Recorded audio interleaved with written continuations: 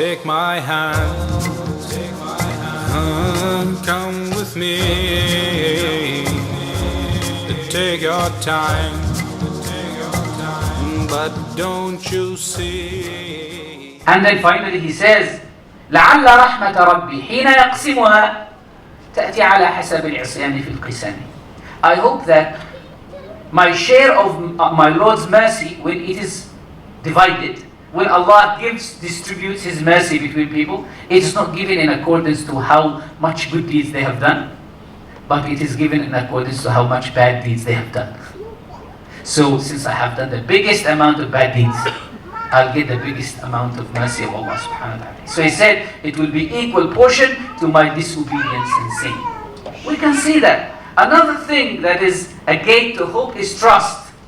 And subhanAllah, there are two hadiths here that are very significant. One is hadith the Prophet ﷺ used to recite every morning. Imam Ahmed and Abu Dawood narrated that every morning the Prophet ﷺ used to say, Allahumma Rabbana wa Rabba kulli shay'in ana shahidun annaka al-Rabb wahdaka la sharika lak. Oh Allah, our Lord and Lord of everything, I'm a witness that you are the only God with whom there is no partners.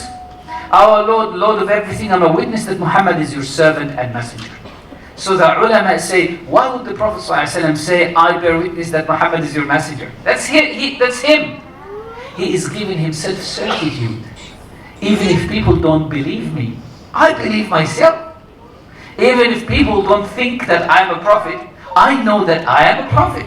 Remember that, reminding yourself that you are on the straight path, or that you are treading your way to Allah subhanahu wa ta'ala, or that there is a way out of your difficulty, that is what is going to keep you alive. Another hadith, which is amazing as well, a hadith of Imam al-Tirmidhi. The Prophet sallallahu alayhi wa sallam said, I was sent to all people. If they do not accept me, then I will say I was sent to the Arabs.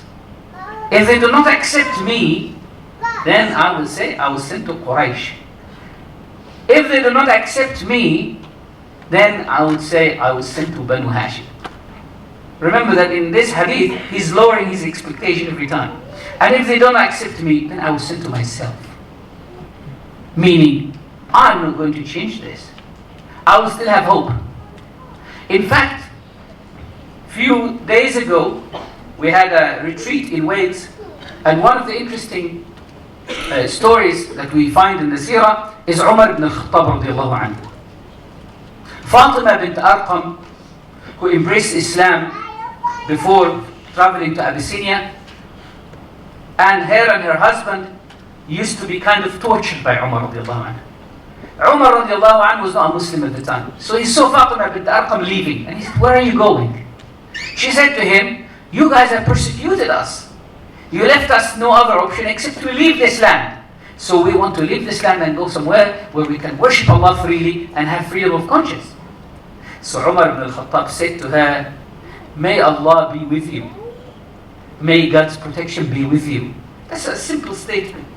So Fatima bint Arqam radiallahu ta'ala anha said to her husband, I have seen some softness in Umar today that I've never witnessed before. You know what? That could lead to something. And her husband, who was very pessimistic, she was very optimistic, he was very pessimistic. He said, لَنْ يُسْلِمَ حَتَّى يُسْلِمَ حِمَارُ الْخَطَّابِ. The famous statement. He would not believe, he would not accept Islam until the donkey of his father accepts Islam. But the reality is, he saw in Umar ibn al-Khattab, she saw in Umar ibn al-Khattab some softness. And I'm sure that every difficult individual goes through difficulty in his life that makes him this way. So it is that trust that someone will change one day, regardless of how long it might take. So now, all of that is kind of theoretical. So what should we do? What should we hold on to at this day and age? There are loads of things that we can hold on to.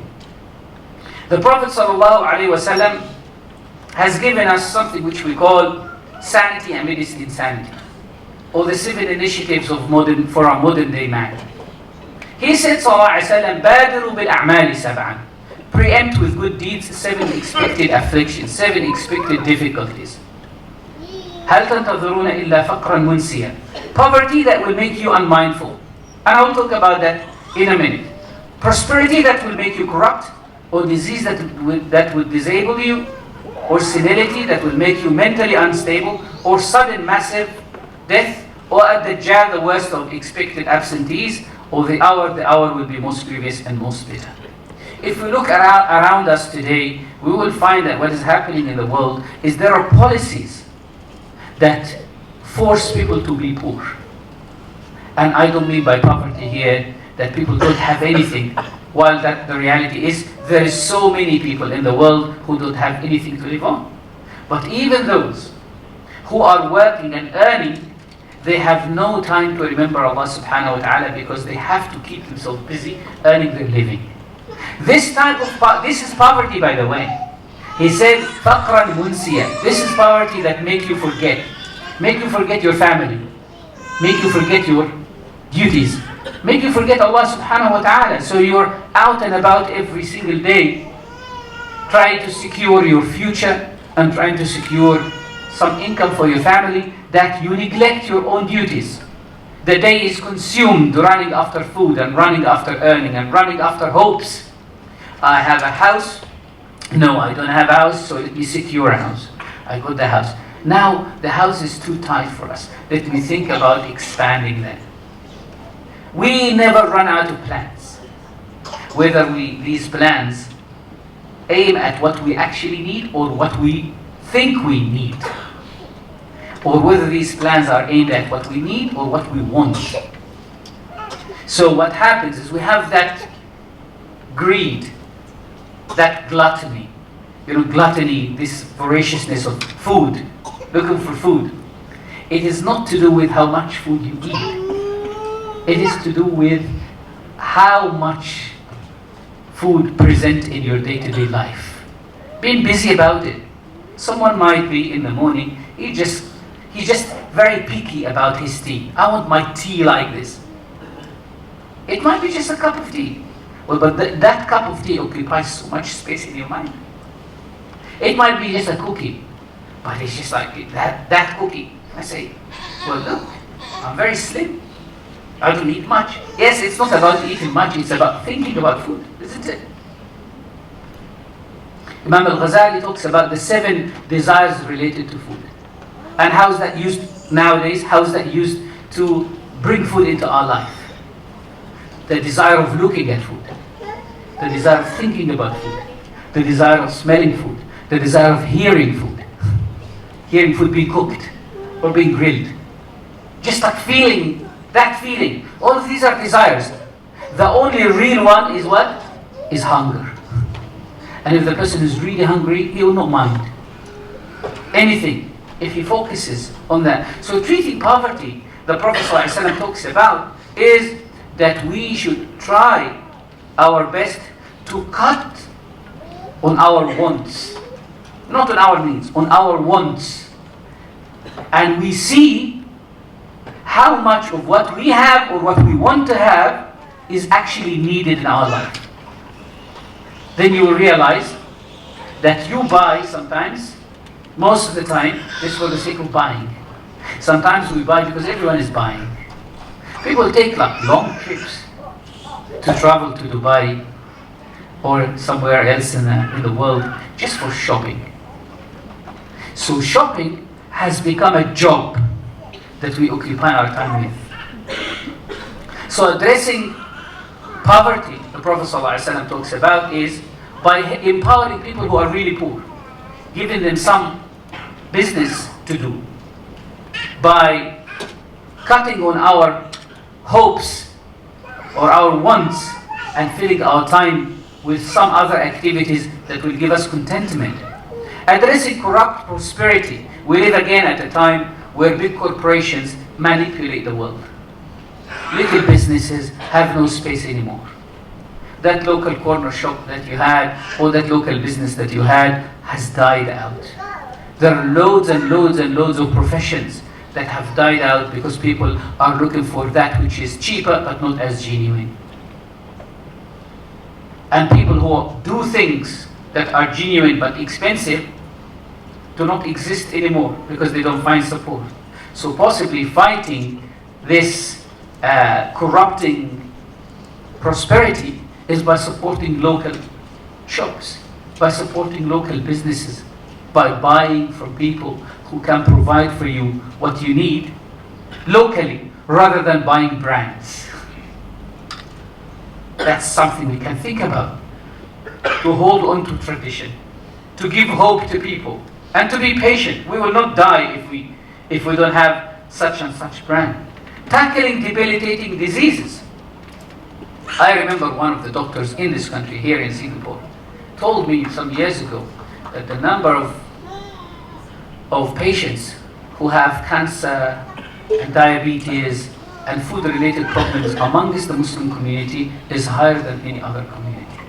And again, it is to do with the lifestyle that we live. So when the Prophet ﷺ says that we should face and we should fight debilitating diseases, he's telling us as Muslims we have to lead a healthy lifestyle. We have a duty towards our bodies. This is a trust from Allah subhanahu wa ta'ala. This is something that we will worship Allah subhanahu wa ta'ala with. This is something that will make our families happy with. So possibly start cycling with your children. Start practicing some sports. Cut on foods that are junk. And try to eat that which is healthy. Even if you don't like it. It will not make sense. It will not make difference to your stomach. Your stomach will not say, I'm upset. This is not going to be processed. Unless you feed me such and such, I will not process it. Your stomach will just accept. And you will get accustomed. I always tell myself that we should treat food like medicine. We don't take medicine because we like it. We take medicine because we have to take it. So if you have to eat some food that you are not very pleased with, just take it. My wife insists on feeding me asparagus. And I don't like them. It just makes you feel like you're like a cow, just eating something like some grass. So I close my eyes and stuff all of them in my mouth and swallow them. I say, Alhamdulillah, that we're out of the asparagus part of the dish, of the meal. So tackling debilitating diseases, talking to people about the importance of living a healthy lifestyle and giving them example ourselves. And facing senility side effects, that's something that we can do. We live at a world that is very, very selfish. Old people are seen as a burden.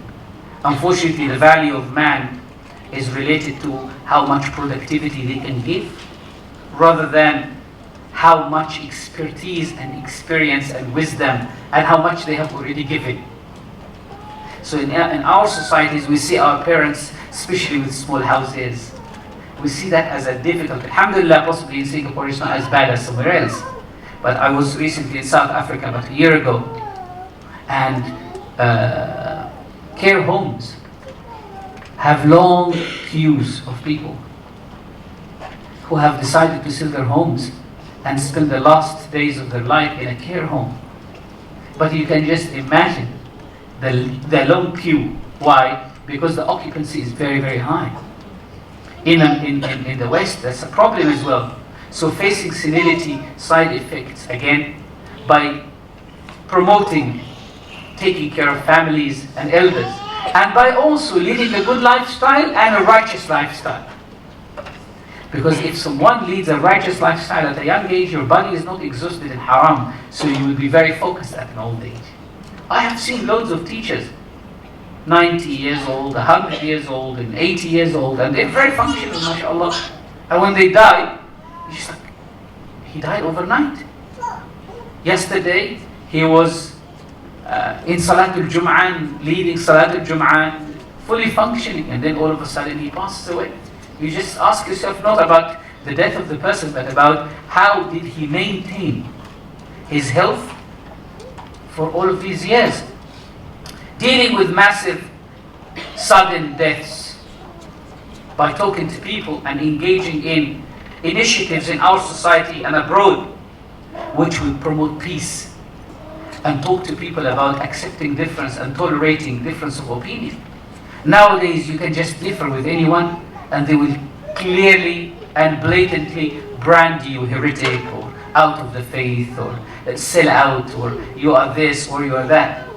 we no more accept the difference of opinion and the fact that Allah subhanahu wa ta'ala made us different from each other, and we will continue to differ. Imam Shafi'i, as you all know, he says, my opinion is right and it could be wrong. The opinion of somebody else is wrong and it could be right. If I believe that you are right, I have to follow you. But I believe that you're wrong in this issue. You know, in the screw tape letters they say, the novice exaggerates. It's only the novice that makes exaggeration. And they say the young scholar is the pedantic. The young scholar is the pedantic. The young scholar is the one who says, no, it's only this way. I have read such and such book. But how about these books that you have not read? How about this long experience that you haven't had? One of the meanings of the ayah, وَلَكِنْ كُونُوا رَبَّانِيِّينَ بِمَا كُنْتُمْ تُعَلِّمُونَ الْكِتَابِ. Be divine in your character. One of the meanings that Allah subhanahu wa ta'ala says to the prophets, be divine, be of divine character. One of the meanings is be merciful to people. And teach the young before the old. The one who doesn't know before the one who knows. I remember when we visited Morocco a few months ago, one of the local scholars who was with us, he reminded us of the hadith of the Prophet ﷺ, الضعيف أمير الركب. The Prophet ﷺ used to say that in any caravan, the weakest is the Amir, is the leader. Why? Because if the most powerful and active is the Amir, everyone has to be forced to be at his pace. But if the weakest and the slowest is the Amir, everyone has to lower their pace to walk at his pace. If you're walking with your children and you force your children to walk at your pace, they will run out of breath. But what do? You slow down. The Prophet ﷺ used to walk behind his companions and let them walk ahead of him. And he would say, خَلُّ ظَهْرِي لِلْمَلَائِكَةِ. Leave my back to the angels. One of the implications of that is that he ﷺ wanted to indirectly to let anyone who is slow walk. And then he's behind them, like a shepherd. If you see a shepherd walking ahead of his sheep, then the wolf will steal one by one. By the end he gets home. They say there was an imam, right? SubhanAllah, either yesterday possibly. One was an imam who insisted on reading Surah Al-Baqarah when they led the solar eclipse prayer. And then people started dripping out one by one. And the imam is continuous. After he finished, he looked behind. And there was only one person. He said, MashaAllah, Jazakallahu khair. You still here? He said, no. I'm the caretaker of the Masjid. I just need to know. So if you walk at the pace of others, it actually teaches you that mercy. So dealing with massive sudden death, spreading peace and tolerance and accepting opinion and multiplicity of opinions, preparing people for a Dajjal. And the reason why the Prophet ﷺ mentioned that is, remember that a Dajjal, the word Dajjala in Arabic, means to hide the truth and cover it with something else. Arabs in Jahiliyyah, when they had an infected camel, an infected camel had patches in its skin. So they used to paint the patches with tar, so that people will not notice that this is infected camel. Tar is dark and the camel's skin is dark, so people will not notice. So at Dajjal, they call this action Dajjala. In Arabic they call this Dajjala. So at Dajjal is an individual who hides the realities of things and gives you a video or an audio, a YouTube, or this live. The Prophet ﷺ said he will enter every house. People will look at him and they will be deceived. They will not know. And he said, sallallahu alaihi wasallam, that women and children will follow him. People who have no expertise, people who have no focus.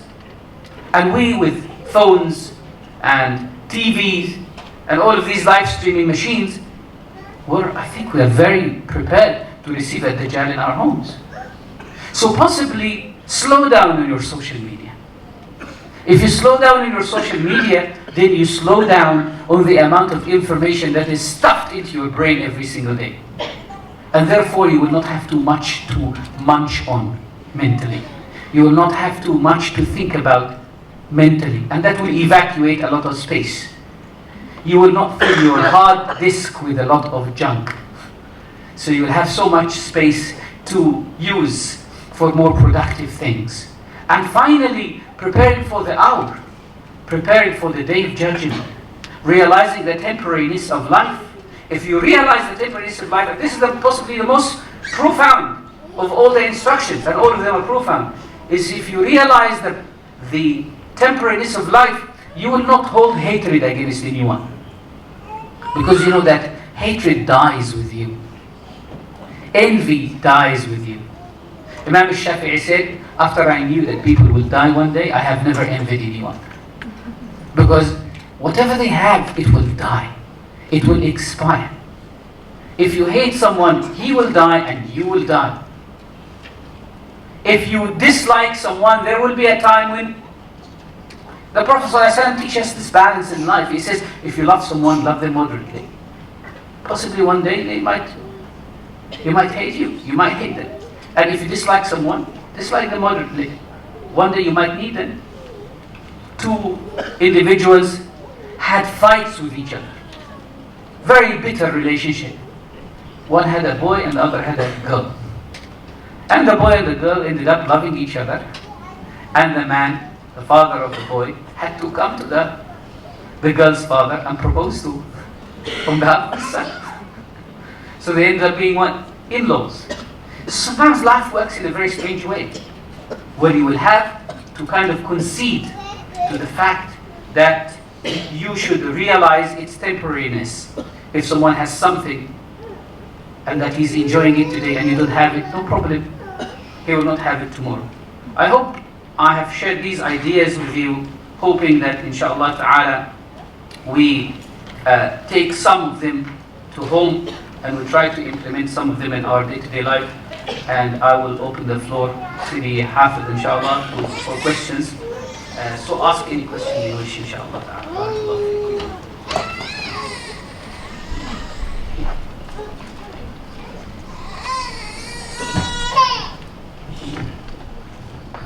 Alhamdulillah, thank you, Shaykh, once again for that enriching lecture. So we have come into the Q&A segment. We decide to go old school today, since old school rules. All right. Take down to how we will do it is that we will have a mic that goes around. So there are two ways to do it. All right. There's a mic that's going around that's brought by Brother Firdaus. So Brother Firdaus. All right, you can ask for an open mic so that you can ask a question, or the other way is for you to actually text the question to my number, all right, and then I will ask the question to Shaykh. So due to time constraint, we'll limit the question to perhaps 3 to 4 questions for tonight, all right. My number is 900 44661. Sorry, 90. Sorry, that's my wife's number. Sorry, yeah, 90. Okay, 90602937. This is my number, 90602937. Okay, so if you have a question, you can either ask for the microphone, or you can actually text the number to 90602937. Okay.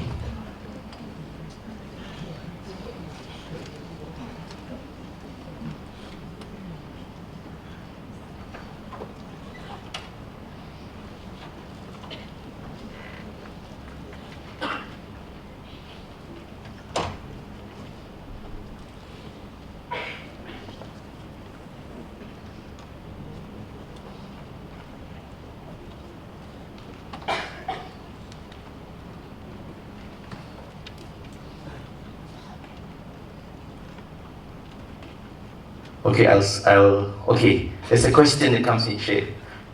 Shaykh, how can we remain certain in the midst of all this confusion? So any practice or technique, means perhaps a quick fix way to deal with this? I always say that one of the attractions to certain ways of presenting Islam to people is it gives black and white solutions.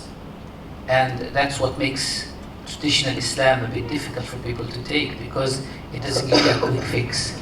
It gives you a more sophisticated fix, but the good thing about it is long lasting. It stays with you forever. You can get someone, plumber, to fix some problem at home, and he will just deal with it, and then a week later you will have to deal with it again, and then a week later you will have to deal with it again. But if you get someone who says to you, you will not use your plumbing system for 2 weeks, I'm going to change the whole thing, that will survive you for 2 years. So anyway, one of the ways of maintaining our certainty is to do comparison. Human beings always love comparison. To compare what you have today or what confuses you with the long history of that individual with you.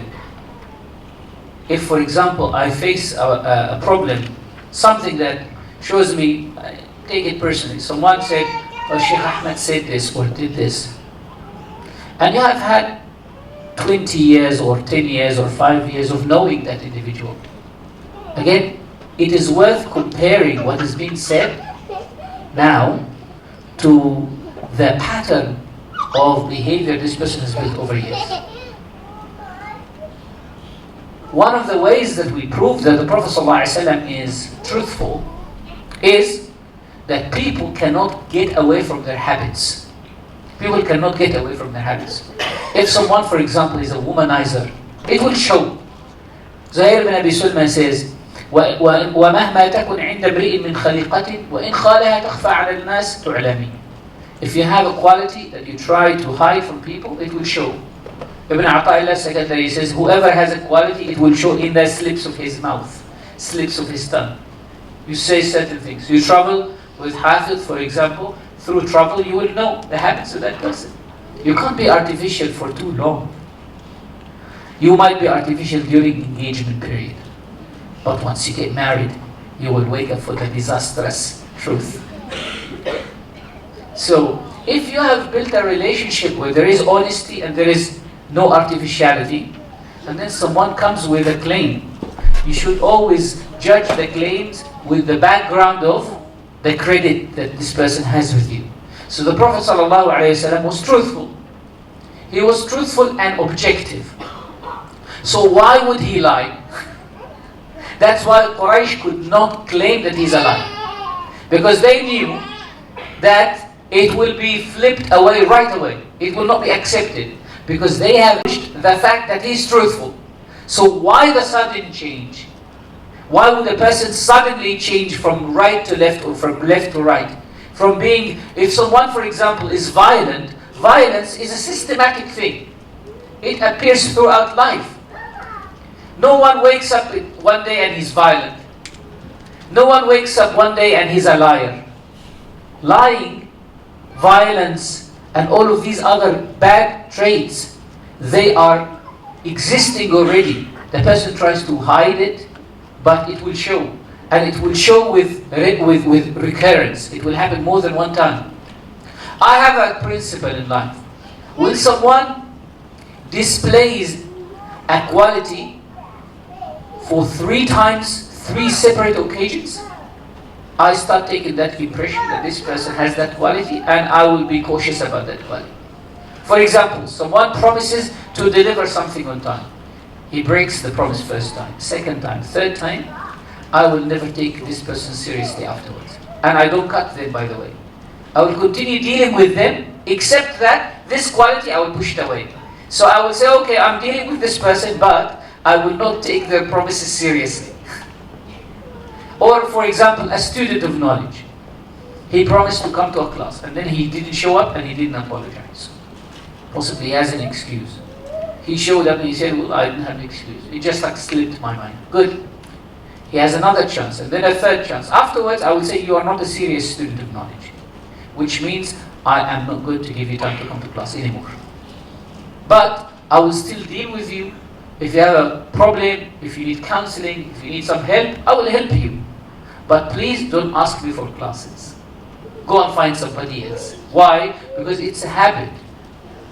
It's a habit. They say, كَذَلِكَ يَدْعُ كُلُّ أَمْرٍ أَوَائِلُ. If you have a bad habit in the early days, it will always show up.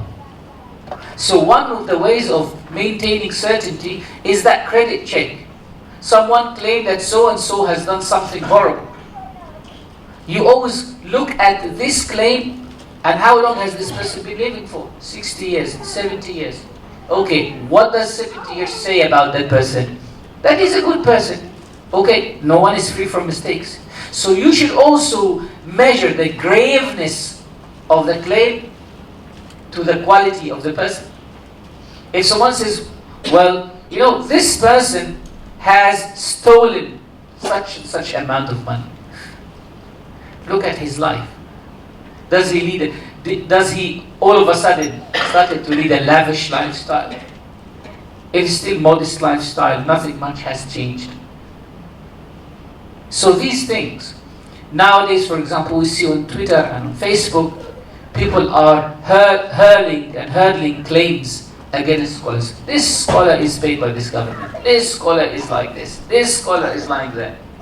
But these same scholars have and continue to serve the Ummah. And they are dedicated in their service for the Ummah.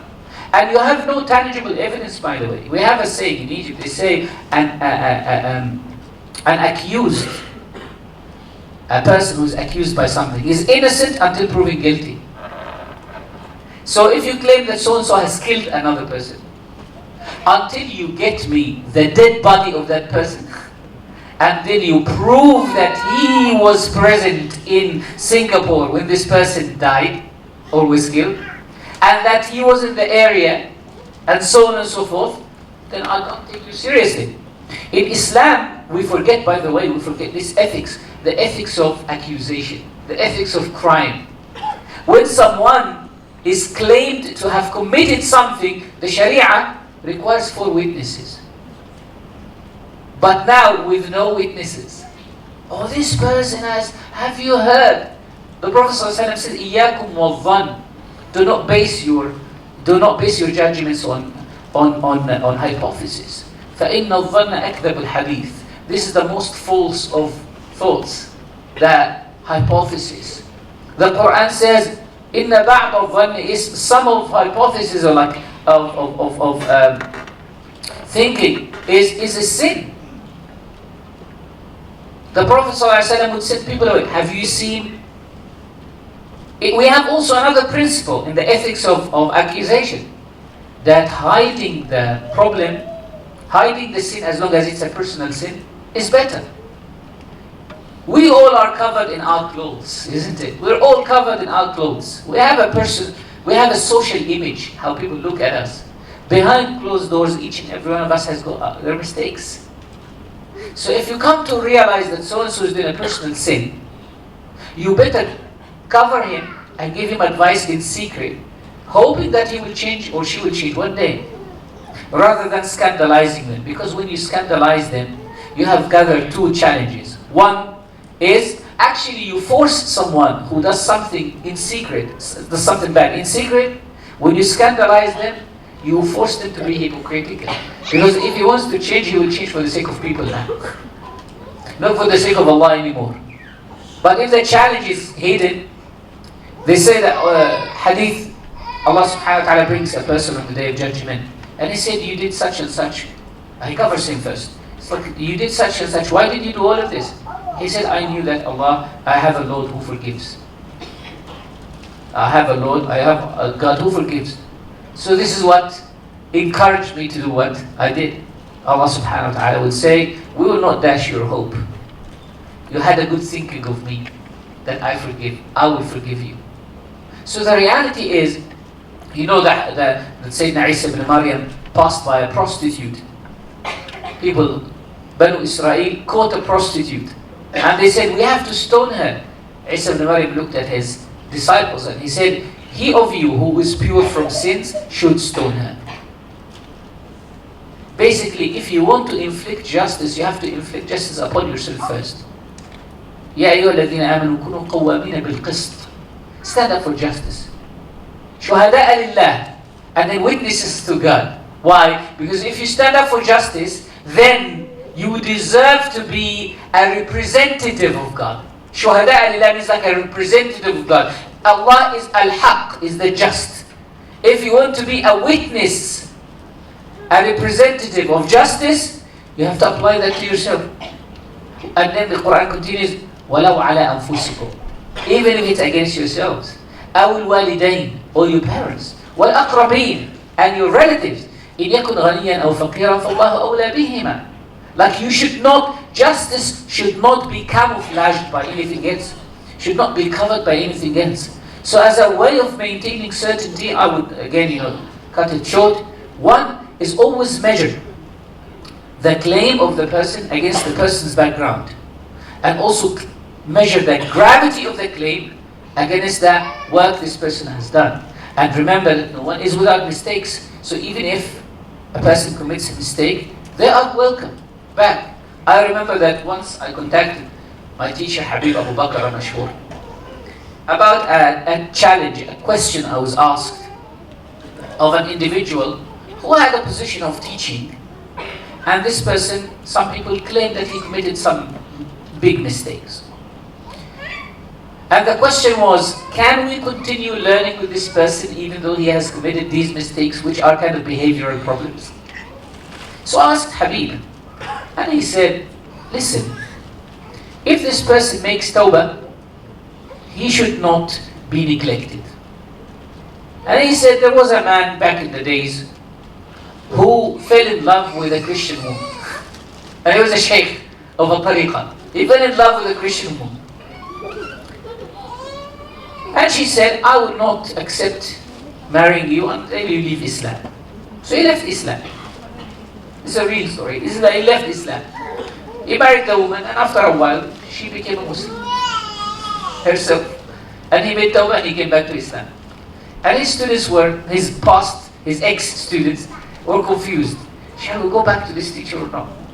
And they went back. And I remember this golden piece of advice from Ibn Ata'illah secondary. It helps me a lot. ليس كل من ثبت تخصيصه كمل تخليصه. Not everyone who's been selected for a good job has been fully purified. Someone is a teacher or a murabbi or in a position of leadership. That doesn't indicate that he's fully purified. You go and apply for a job, they give you the job, it doesn't mean that you are fully trained for the job.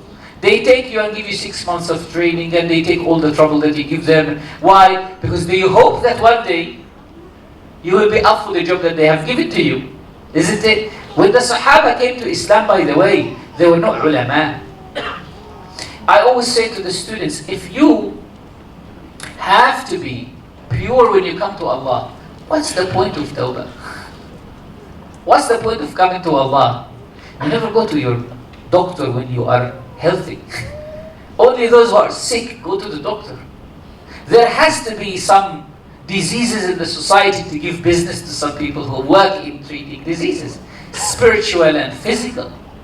So when you deal with someone, take from me what is good and leave what is bad. I never claimed that I'm an angel, nor did I claim that I'm a perfect human being. I tell you, I am sinful, possibly worse than you, more than you, but I've got a message. I was saying to the brothers the other day, normally British postmen wear red, like a red jumper or something. If someone turns at your door, and on that day the postman, his red jumper was dirty, he discovered it last minute, so he ended up wearing a blue jumper that doesn't have the tag or the logo of Royal Mail. And he said, I've got some post for you and you need to sign for it.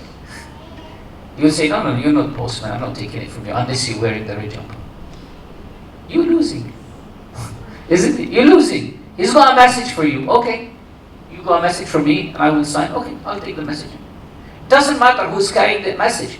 Whether he is dressed in blue or dressed in green or dressed in red, it doesn't really matter. What you should look at is the message.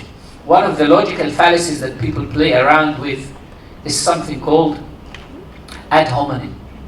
You attack the person and leave the message that the person has. Don't take from me What I'm doing, take from me what I'm delivering. Because it's all about personal responsibility on the day of judgment. I will be accountable for what I have, you will be accountable for what you have. Allahu Akbar. Thank you, Sheikh.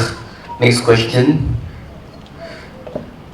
Do you have any tips for parents or any self-being on how to have more patience when dealing with little children or old people who are going through tantrums and are rather demanding, especially when you're already exhausted at the end of the day after coming home from work? Again, I think we should look at people's tantrums as an indication or an expression of weakness, rather than an expression of violence. When we look at people becoming, who makes tantrums? Who normally makes tantrums? Kids, right? Children. And when an adult makes a tantrum, what do we say? Stop being childish. Isn't it? Stop being childish. So we always associate tantrums and these behavioral outbursts with being childish. And a childishness means the person is not mature yet. He is immature. He has not completed his faculties. If Allah subhanahu wa ta'ala is patient enough that He doesn't hold this person accountable for the ibadat. So, looking at that as an expression of sadness, I'll relate something. On my way here, I stopped over in Dubai and I flew to Kuwait for like 3 days. So, while I was waiting for my flight to Kuwait City, I saw a family sitting in Dubai airport. And the mother and father. So the mother was combing the girl's hair. And the girl was screaming. And the mother continued to comb her hair. And was like very angry. Why are you screaming? I have to comb your hair. I was like saying to myself, I was like really, really annoyed by that. And I was on the verge of like standing up and saying to the mother, please stop this. But I was like saying to myself, look, how in the future will this girl relate this trauma with hair combing? Isn't it? So later on, combing her hair will always be associated with what? Suppression. You have to comb your hair. You have to drink your milk. You have to eat your food. If you don't eat your food, stop threatening. By the way, when you threaten a child, he does not have the concept of threatening, by the way. So what will happen is, you are talking at a completely different level. They can't even process, right? The simplest thing we say to my little daughter, Mariam, is if she doesn't do something, we'll say, shall we call Ammu? Shall we call uncle? I don't know who that uncle is, but he's just like an imaginary uncle. And she says, no, don't call him, I'm going to eat. Like, there is no specific uncle that we're talking about, but we just created this zombie in her mind that we will call the Ammu, the uncle. And he says, no, I'll eat. So that just shows you how simple children are. So don't ever threaten a child. Don't ever challenge a child. What you should do is to keep your calmness. That's what makes an adult. If you see an individual who's having a tantrum, possibly they're ill, they're sick, they can't take the pain inside. If they can't take the pain inside, be thankful to Allah subhanahu wa ta'ala that, you know what, He's given you the health to take that, the spiritual health to take that. The Prophet ﷺ, I was showing my brother-in-law yesterday some images of like Bedouins in Arabia today. Very rough. I said, look at these people, very scary. And imagine these people 1,000 years ago. How the Prophet ﷺ dealt with them. Like big mustaches, very rough beards, shabby and very dusty, very scary. And by the way, many of the Sahaba were like that. The Sahaba were not like all of them were clean and pristine from Mecca. They came from the dungeons of the desert, the middle of the desert. And the Prophet ﷺ saw in them those who are rough.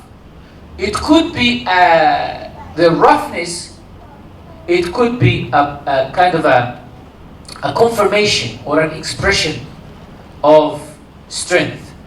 That I want to be strong, but the reality is the person is weak. He needs to display that. So anyway, that mother was combing the hairs, the daughter's hair. She continued doing that. And finally, after she finished, the girl sat on the floor. and she continued to scream. The mother took her phone out and started playing with the phone and leaving the girl to scream. And the father was completely oblivious to the fact. I knew right away what this girl wants. What did this girl want?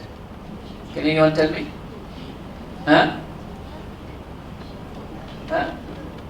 No. She wants a hug. Yes. She wanted a hug from her father. That's it. She wanted to feel that she's loved. And you know what? The father was very slow. 20 minutes later, he hugged her. And she calmed down. I was like, just hug her. She'll calm down. Just hug her. That's what people need. One of the brothers, mashallah, like a very good brother, he says to me, you know what? Every time I talk to my wife, I have an argument. I said, why is that? He said, I tell her my problems. And she doesn't sympathize with me. She says, yes, you deserve this. And you deserve that. And this is what should have happened to you. And he says, but you know what, I talk to you, Shaykh. She's like, give me some tips. I said, it's okay, inshallah. And she says to him, what does Shaykh say to you that makes you feel like that? He says, he's just like, people need some sympathy.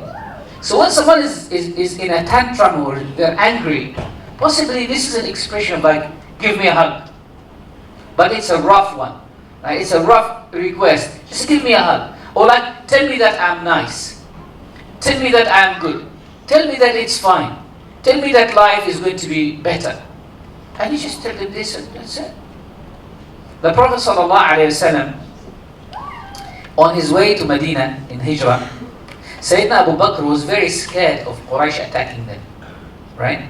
Was very scared of Quraysh attacking them. That he would walk ahead of the Prophet ﷺ, and then he thinks that they might attack him from behind. So he would walk behind. And then he thinks he might attack from the right or the left. So he would go around. And then all of a sudden, in the middle of the desert, they come across this fighter, this knight, this Faris, leading about 100 knights. They were after the Prophet ﷺ. So they start asking the Prophet ﷺ, they are about to ask the Prophet ﷺ, who are you? And the Prophet ﷺ knows that these people are after him. So he initiates the conversation. He initiates the conversation. That's a technique. Initiate the conversation. Right? So he says to the man, Man anta? Who are you? He said, Min man anta? Like which tribe you're from? Qala min Buraidah. He said, I'm from Buraidah. Buraidah in Arabic is the diminutive form of bard, coolness. He said, like we are from a tribe called Buraidah, like a cool tribe.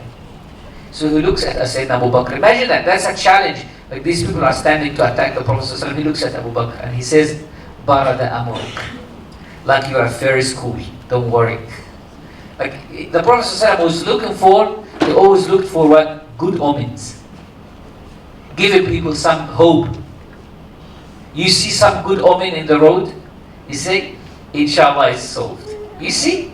Didn't I tell you? Magnifying good things. So he said to Abu Bakr, Barada amuruk, your affair is cool. Like don't worry. You are in safe hands. And then he looks back at the man and he said, Min man, like what's your bigger tribe? What's the name of your bigger tribe? Qala min Aslam. From Aslam. Aslam means to be safe. So he looks at Abu Bakr and he said, Salimna. We're safe. Salimna. And then he looks back at the man and he says, Min man. Like which area you come from? He said, Min Bani Sahm. From Banu Sahm. Sahm in Arabic means arrow or share. And in Jahiliyyah, pre-Islamic Arabia, they used to, with the wood, they used to do raffle drawing. So they pull a share, and whoever's name comes out is the lucky one. So he said to Abu Bakr, Kharaja sahmuk, your arrow has come out, meaning you're lucky. And then he looked at the man and he said, Wa ana Muhammadur Rasulullah. And the man said, Wa ana ashhadu an la ilaha illallah. That's the change that happens when you see in the situation that it could be an expression of, sometimes people express toughness only because they feel unsafe. Possibly they feel vulnerable. Possibly they have been abused, they've been traumatized. So when you see your children like that, I possibly related this story before. A few years ago, I went to Egypt and I have a cousin whose children are really tough. The kids are really, really tough, that the mother beats them up when they cause some trouble. And then she becomes very soft in no time, and she starts hugging them and crying with them. So what happens? She does not give them any space to be disciplined, because she gives her anger a way out. She beats them up, and when they cry, she hugs them, so they never learn anything. So one of the children was very selfish. He took the toys and he didn't want to share. And when his mom said, no, share with the other kids, he started being violent and being offensive to his mother. So I said to the mother, don't touch him, leave him alone. I took the toy and I put it next to me and said, this toy is not going to be given back to you until you apologize to everyone you have offended. The mother said, no, just leave him to me. I said, no. It took us 3 hours. The child threatened, I'm going to throw myself from the window, I'm going to throw myself from the balcony, I'm going to do this, I'm going to do this, and we just said, okay, alright. It took 3 hours, and after 3 hours when he realized that there is no way out of the situation except by apology, he came and he apologized to everyone. I said to his mom, you know what, this is the medicine that you need. Just be cool, calm yourself down, look at the child and say, he's a child. He's doing this to annoy me, I should never get annoyed. He's doing this to push me to the edge. I should never be pushed to the edge. He wants to know what I can do and what I cannot do. Don't be deceived. You are the adult, so you lead in the conversation. It's not the other way around. Thank you, Shaykh. I think we should end on this note because we have gone beyond our duration.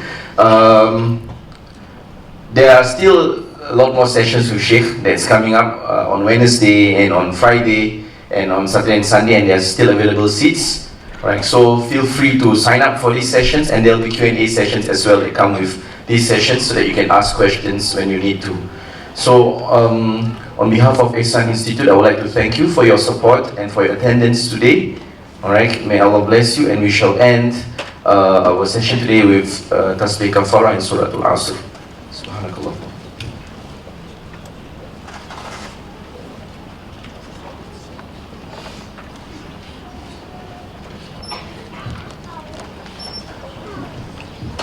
Assalamu alaikum wa rahmatullahi ta'ala wa barakatuh.